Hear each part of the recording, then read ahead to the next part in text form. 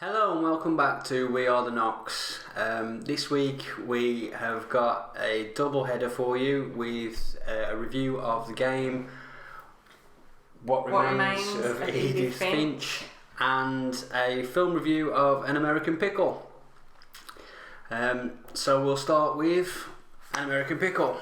It's a HBO Max film. It's roughly an hour and a half. And it stars Seth Rogen.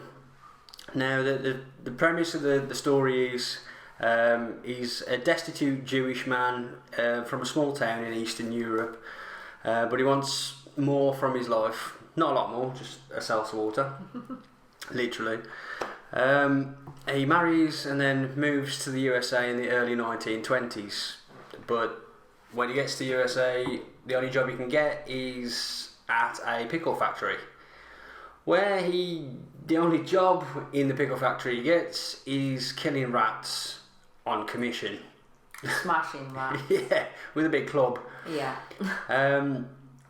But one day the rats team up on him, weirdly, and he ends up falling into a big vat of pickles. Then immediately after falling into the vat of pickles, they close it up and they close the factory completely. So he's pickled for 100 years, and then perfectly preserved. And then he's welcomed by two kids, isn't he? Yes. Welcomed by two kids, and he gets reintroduced into Brooklyn, New York, in present day, where he meets his great grandson. I think it's his great grandson. His great grandson, who is also played by Seth Rogen.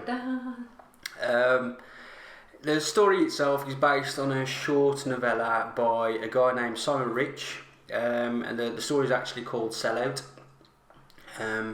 So if anybody has actually read Sellout, let us know if you do get to watch the film, what the difference is, because obviously we haven't read the book at all. But it's produced by Seth Rogen and his good friend Evan Goldberg, who together for me have done a lot of good, decent comedies of recent days. For instance, Bad Neighbours, This Is the End, proper laugh out loud comedies. But in all honesty, the first 20 minutes where he's in the 1920s is probably the funniest bit of the film. When he gets reintroduced into New York, the story kind of falls. It just loses itself a little bit, doesn't it? And I think you go in there with the intentions of it being a typical Seth Rogen movie, and you expect there to be some kind of jokes, drug stoner comedy, and the first 20 minutes actually delivers quite a lot humour wise, doesn't it? Yeah, there's in some a different really funny setup. bits, and yeah, like you said, when obviously he comes out of being preserved in the vat of pickling juice, it kind of loses that comic element. I mean, there are moments when it's interjected back in. Yeah. But predominantly, it loses the essence of what it was at the beginning. For me, he kind of he spends more comedy, more time comedic wise with the guy who was pickled, whose name was Herschel. Mm-hmm. And he's got more funny lines as Herschel than the present day great grandson, whose name's Ben. Yeah.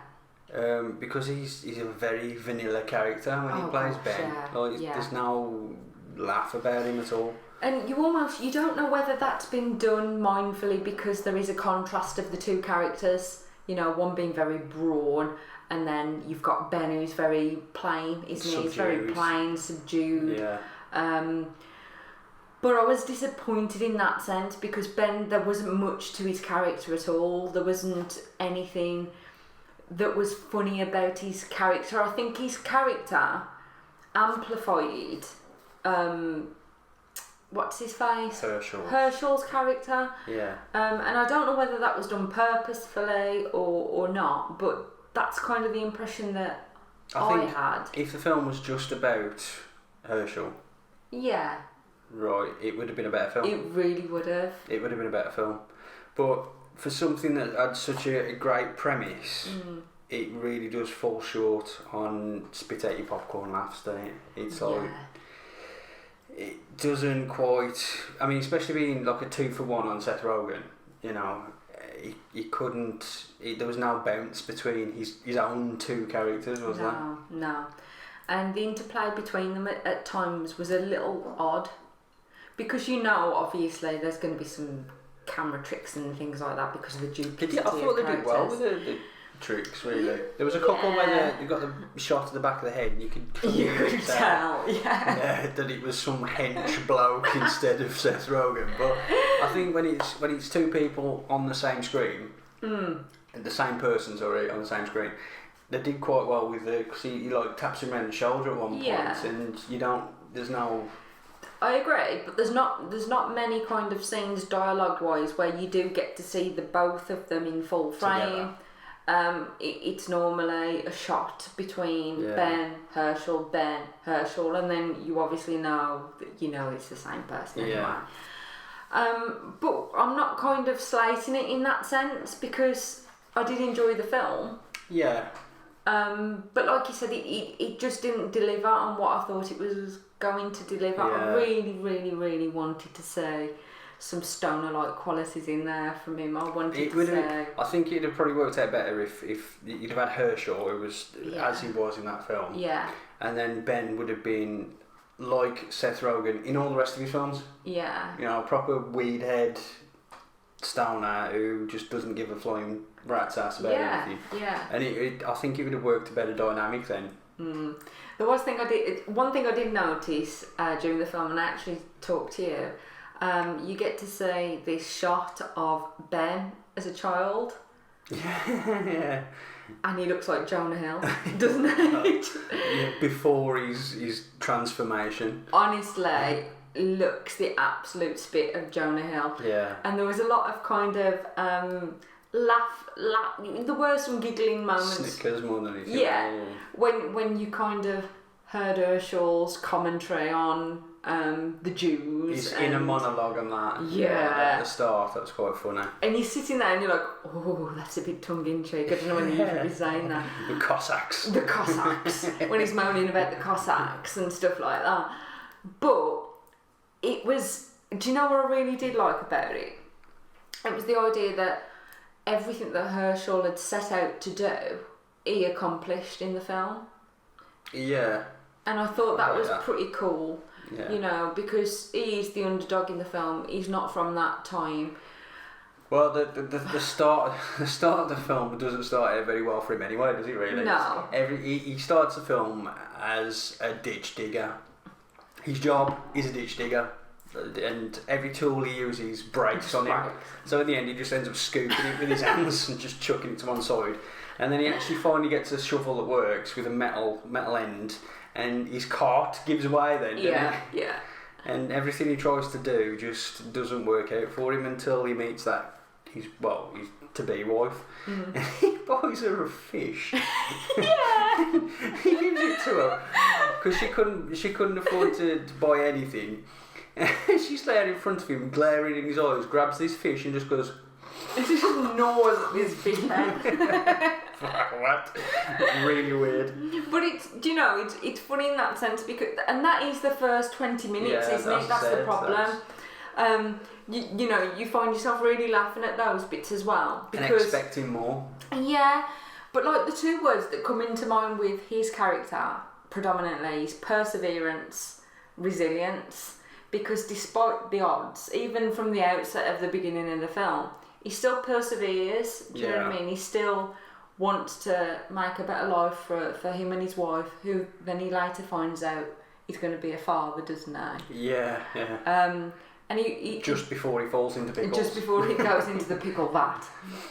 And I quite like that quality about him, but here lies the problem. he gets brought into the future and everything just crumbles, and the laughs are just few and far between, and they're not really belly laughs, they're more snickers and not snide comments, but like tongue-in-cheek comments about things. And I think that was one of the problems I had. It was exactly what you said. I think it would have just been better off if it was just Herschel. I don't see the need for Ben, really. No. In the whole of the film, you didn't really need Ben there. No. And the development then of the whole plot of the story was a bit odd, I thought, because you were almost waiting for something else to happen. Yeah. It's just one of them films. It was a bit of a letdown, to be honest. As I said, with such a good premise, it was a bit of a letdown in the end. But I do like Seth Rogen. You know, since I've seen him in 40-Year-Old Virgin, and then Knocked Up, and from then on he has been your stoner guy. Yeah, and Long Shot as well was one of my... Long Shot was decent, favourite films that he'd done recently. Yeah. And that's it. I think you've got a lot of expectations of him as an actor. Yeah. But it's not a big produced film because it was a HBO Max film, which HBO is home box office in America, which is like our Sky Cinema or whatever. Mm-hmm. So it's sort of an indie funded film. Yeah. So. I completely get what you mean, and it's hard to kind of do a review on this really without giving you too much away regarding the plot, because obviously it's a new film, but we're kind of just going over the ground basics of it really.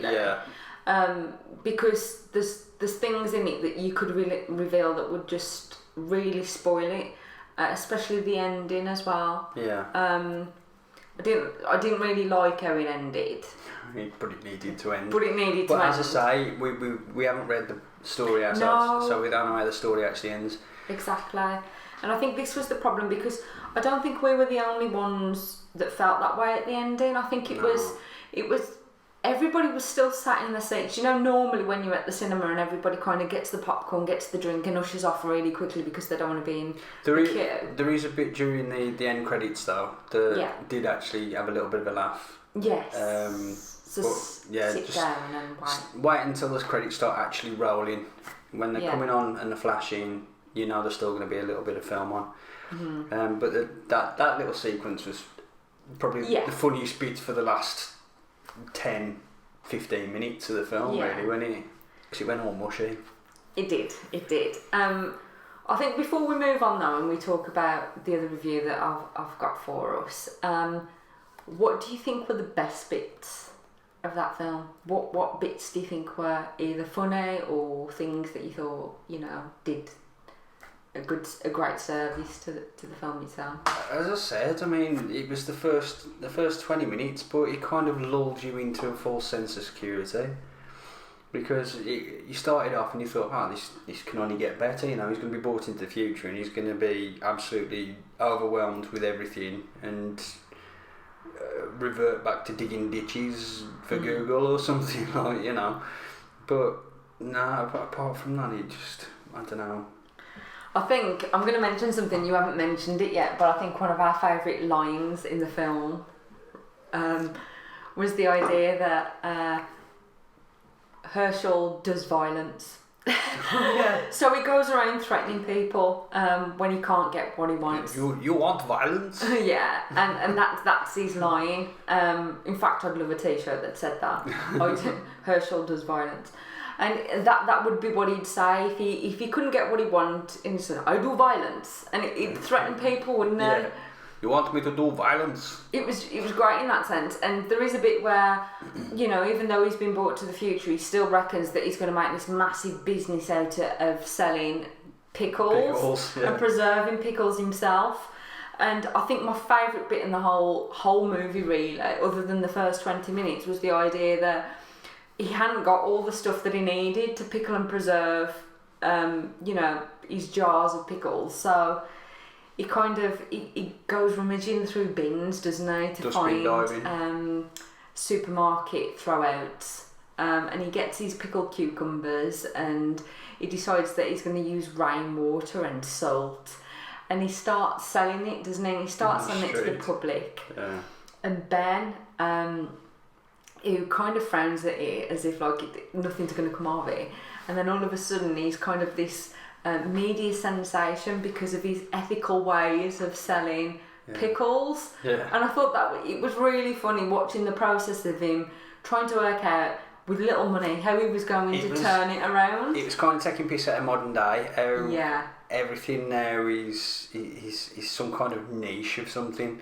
You know, you create you take something like a pickled beetroot.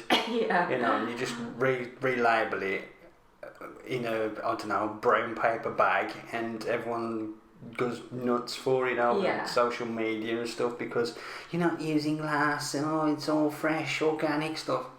Just get a grip of yourself. Yeah, you noticed that a lot. There was it was like holding a mirror up to society, really, wasn't it? And especially with the social media, and I'm sure if you watch the film yourself, I mean, some of the social media clips where he becomes this sensation are pretty funny because he takes to Twitter and other media platforms, social media platforms, to sell and promote his pickles, but things just go a little bit wrong.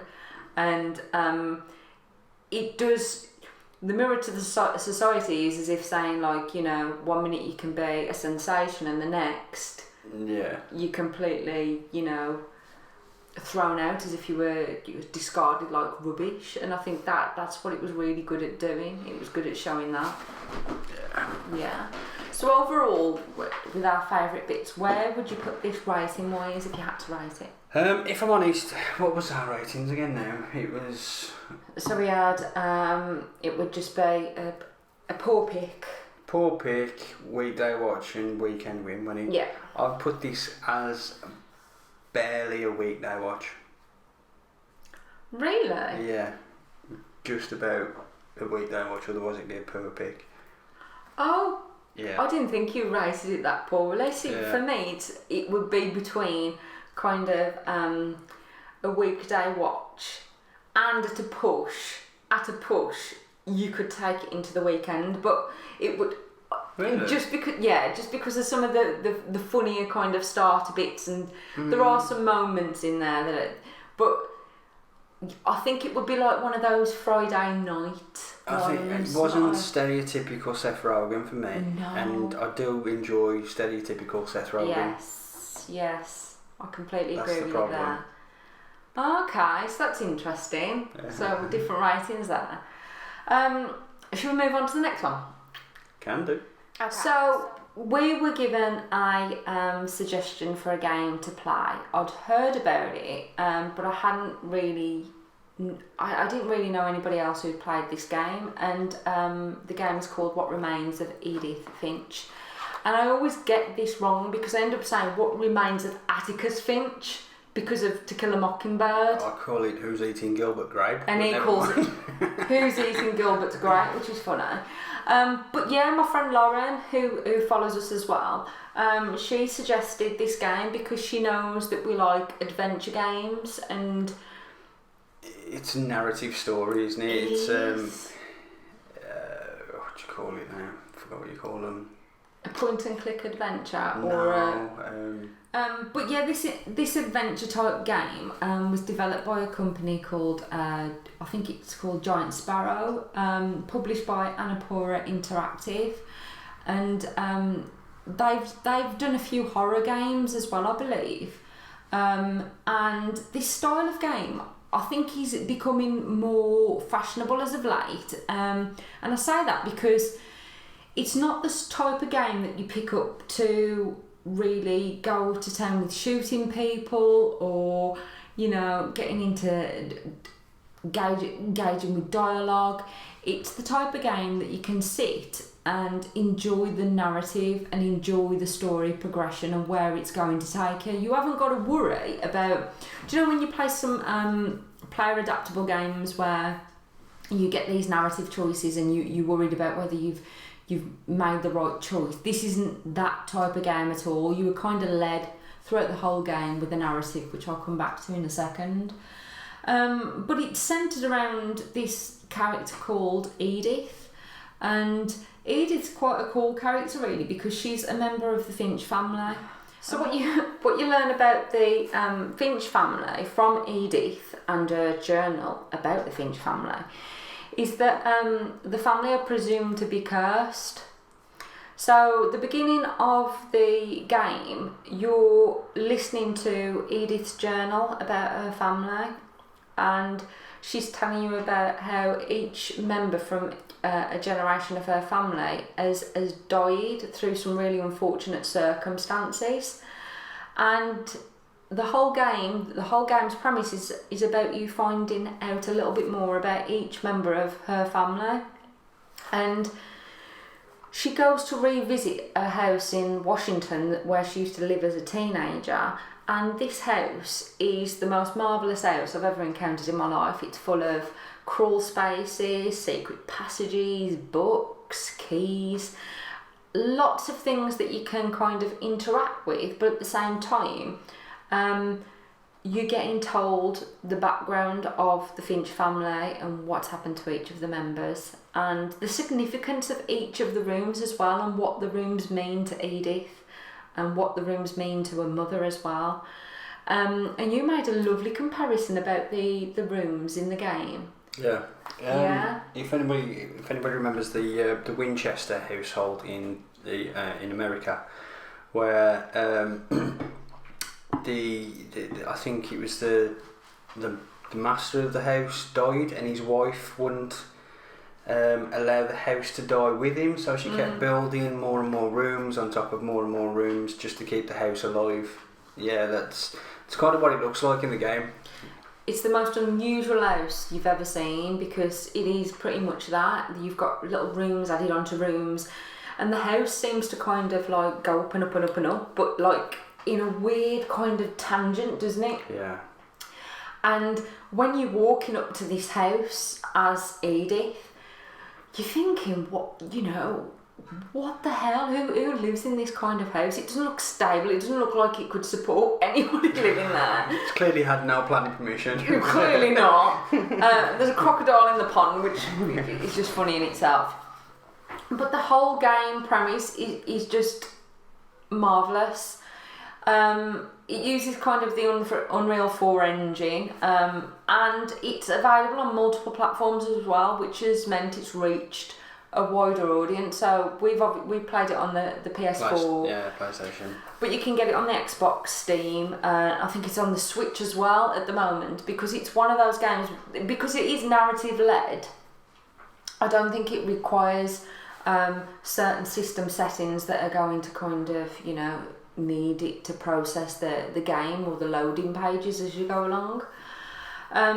The graphics are actually really, really good. I didn't expect it to look as good as it did. They've held up well, I think. What was it, 2017? They've held up well, to be honest with you. And if it was done on Unreal 4 engine, they're usually pretty decent anyway, because Unreal 4 is a difficult engine to do a lot of games on. Mm-hmm.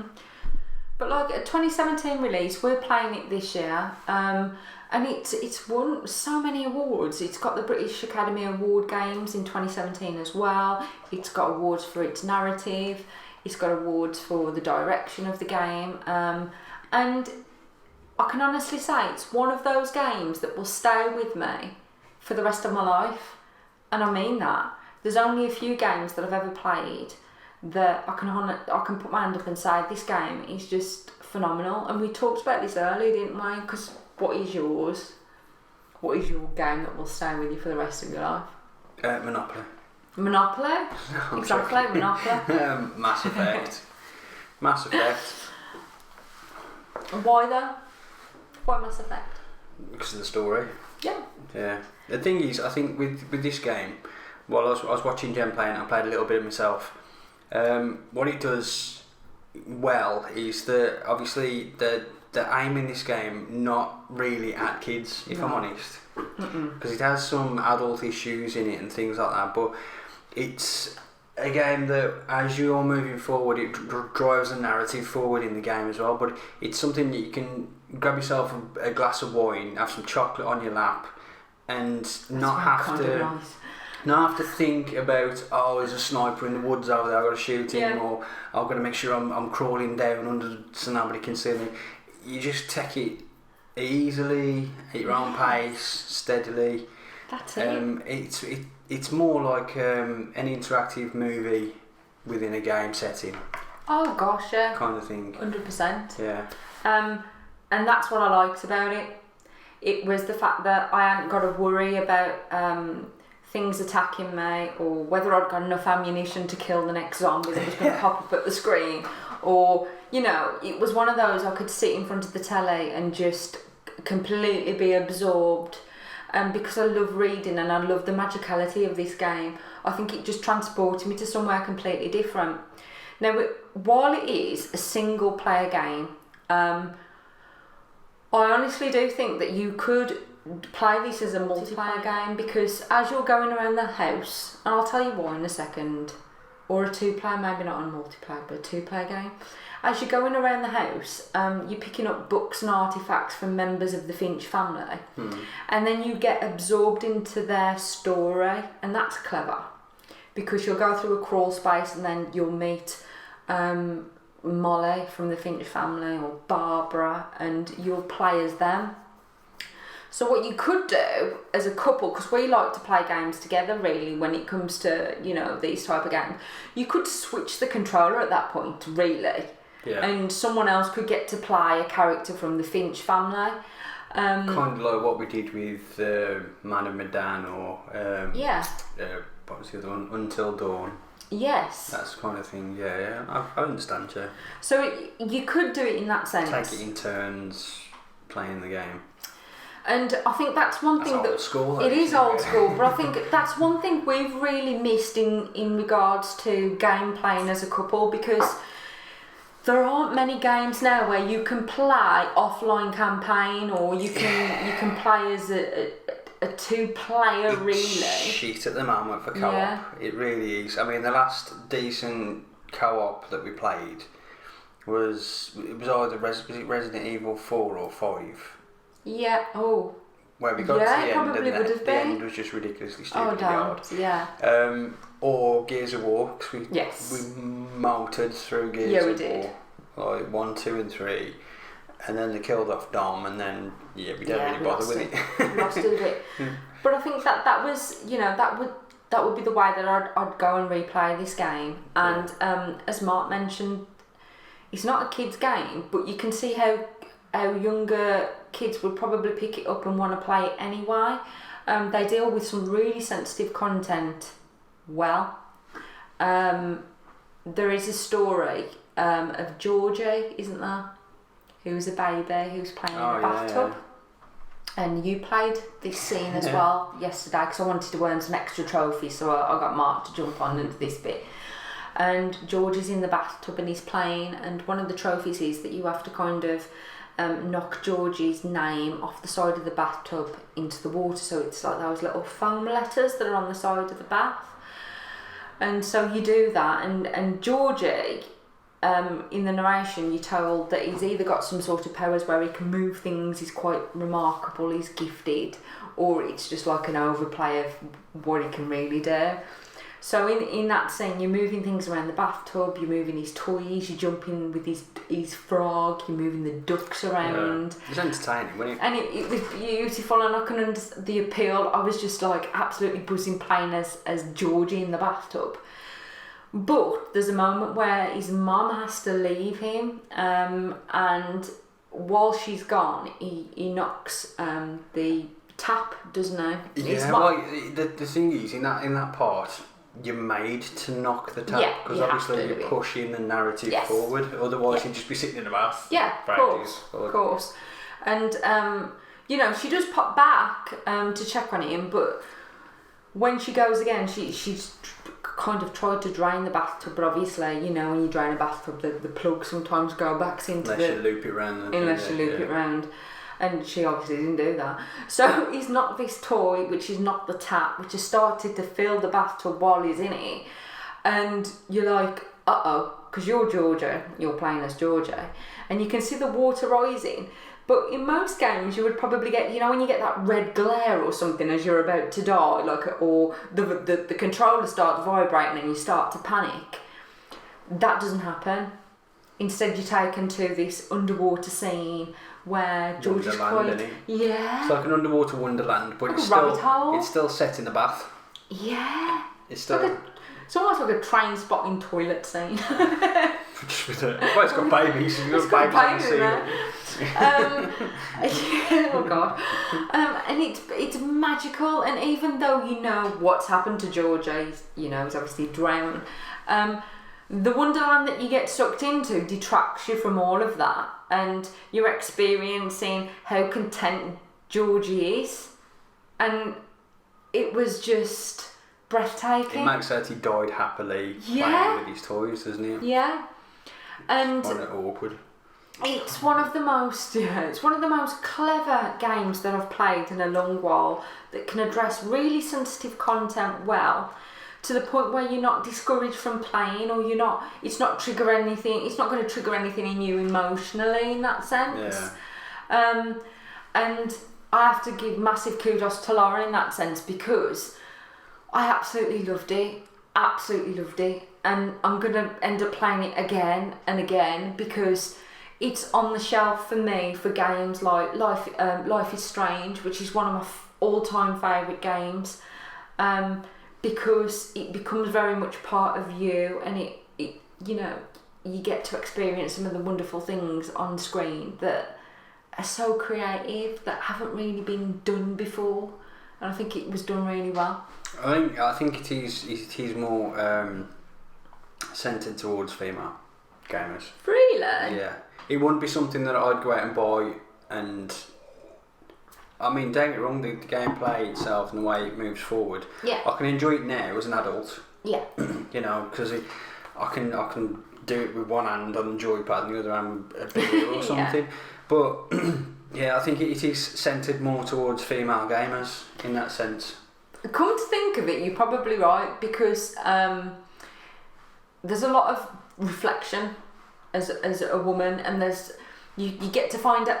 Yeah, I can see where you're coming from now, because you get to find out about like the matriarchal element of it. So you've obviously got the grandma and the mom, and you've got their bond, and how that bond was, without giving too much information, was destroyed, and how Edith, as your character, is trying to look at what went wrong. It's trying to unravel back in history where it went wrong, and I can see that now. I didn't notice that before, so that's really interesting.